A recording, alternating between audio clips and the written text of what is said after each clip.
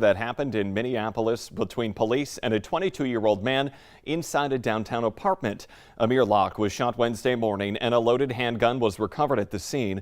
Locke's relatives say he was licensed to carry a weapon. Now, this is a slow-motion version of that body cam video. Police say officers were yelling police and search warrant as they stepped through the doorway with their guns drawn. As officers approach a couch, you see a man wrapped in a blanket. Then as he sits up and turns toward the officers, right there you see he's holding a gun. Now we have a still shot right there showing that gun. An officer fires 3 shots and Locke falls to the floor. Police had a warrant as part of a St. Paul PD murder investigation, but Locke was not named in that original warrant. Then last night, as interim Minneapolis Police Chief Amelia Huffman and Mayor Jacob Fry were updating reporters, civil rights lawyer and activist Nikema Levy-Armstrong, who serves on the mayor's new community safety work group, interrupted that press conference. You'll see in a moment she walks up to the podium next to Huffman and Fry and then accuses them of changing the narrative. She then left the room with the mayor. Activist groups are calling for the officer who fired at Locke to be arrested and charged with murder. The state BCA is still investigating that shooting. Also new this morning, Hall of Famer Bill Finch, who led the Boston Celtics to an NBA title in 1981 and the University of North Dakota to a Final Four in 1966, has passed away. Finch coached at UND from 1962 to 1967, taking the team to 3 NCAA Division II men's basketball tournaments and making it to the Final Four in '66. He was 89 years old. It is 6:51 now on this Friday morning. We want to get a check of that forecast. Lisa, that sky cam kind of moving a little bit behind you there. Yeah, we've been watching that camera move quite a bit this morning, and throughout the valley we've got some wind in the wake of our latest clipper that's been moving through. Now, I've zoomed in on the lot here at Luther Family Ford here in South Fargo because I want to show you some of these windshields here in the lot. You can see they've got a little bit of snow, the rear windows on the vehicles there, and that's because that clipper that went through brought a little light coating, a dusting of snow to some spots, including in Fargo-Moorhead. So you may need to take a little extra time to get that cleared off. Won't be a big job, but still something you'll be running into if you park outside. Here's a look at our current conditions in Fargo. We are at 3 below right now, so below 0, but so much better than yesterday morning's start. We do have to factor in that wind though, and wind chill is out of the northwest at 17 miles per hour. That's our wind speed, and wind chill is at 24 below. So it feels like the temperatures we were at yesterday morning. Current temperature in Moorhead is at 6 below right now.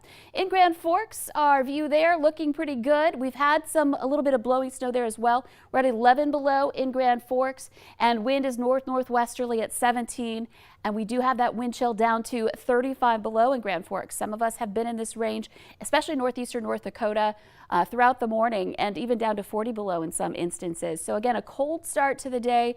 That wind will gradually ease up, but until then, heading out the door this morning, you're going to be running into this. And here's a look at our winds. We've got steady speeds in places like Fergus Falls at 20 miles per hour out of the northwest, a lot quieter to the east. But check out the Western Valley. We've got a gust to 38 in Jamestown, and in Oaks, we've got that 32 mile per hour gust, a little bit of drifting, lower visibility with some of this.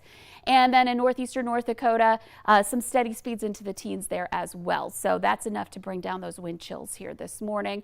And visibility reports, they are on the lower end. We're down to 1 mile now in Wahpeton, and even in the east here we're looking at down to 2 miles in Fergus Falls. There could still be a little bit of lingering light snow in a couple of spots as that clipper moves on, but overall it's more blowing and drifting snow that's bringing down our visibility. Up to the north, Grand Forks is at 2.5 miles, Crookston at about 2. So it's not necessarily going to shut things down here, but something you'll want to be aware of if you're going to be hitting the road this morning. You could run into a couple of spotty areas with some patchy snow that's built up on the road from the blowing going on, or in addition to that, some lower visibility. Here's our view right now in Fargo and Grand Forks on our radar and satellite map. You can see the bulk of the snow with this system moving down to the southeast toward Minneapolis.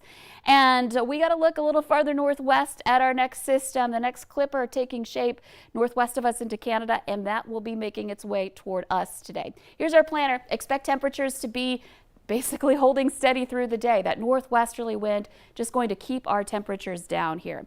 Let's take a look at our 7-day planner really quick. Saturday, a reminder, we've got another clipper moving through. It's going to bring about some snow, especially north, and some wind for everybody, warming us up initially.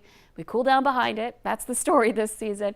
And then next week looking so much better. So that's something to look forward to. But if you're planning to drive tomorrow, check back with us. You can check the Valley News Live weather app at any time for the latest conditions. Yeah, watch out for those snow flurries, or the snow that we will expect tomorrow morning, I should say. Lisa, thank you.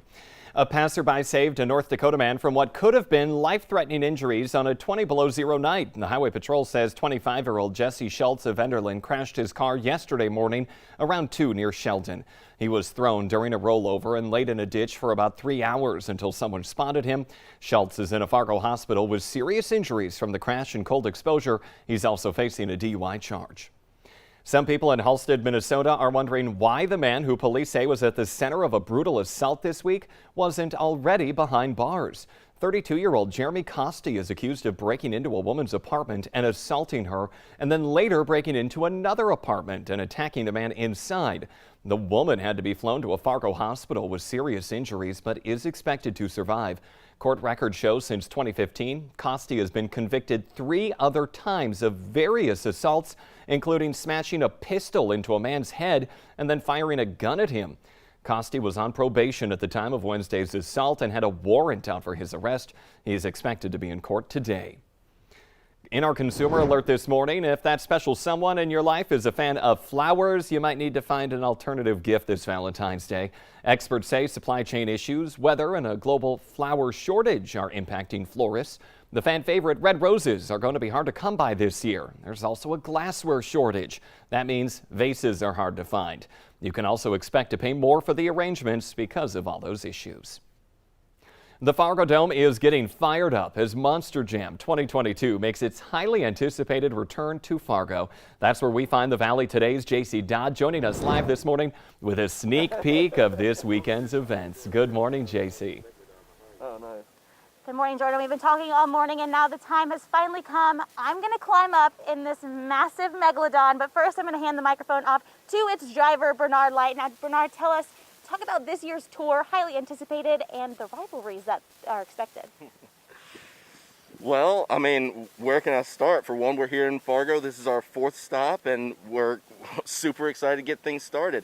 As far as rivalries and things like that, like when the helmets are off, we're nice and friendly. But when they come on, oh my gosh, the competition is definitely on. I can thankfully say that I personally don't have a straight up rival, but things do happen and things can turn around. You never know. How's it feel up there? I'm feeling a little nauseous. Don't love the height, but it's very Rapunzel-esque. Now, Jordan, contrary to popular belief, I did not need a 20-foot ladder. I've made it safely.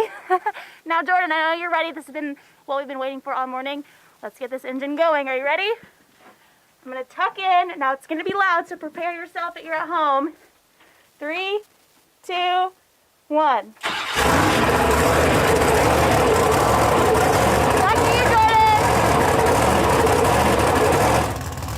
All right, JC Dodd, she's behind the wheel. Watch out, everyone inside. Reporting live at the Fargo Dome for Monster Jam. Thanks, JC.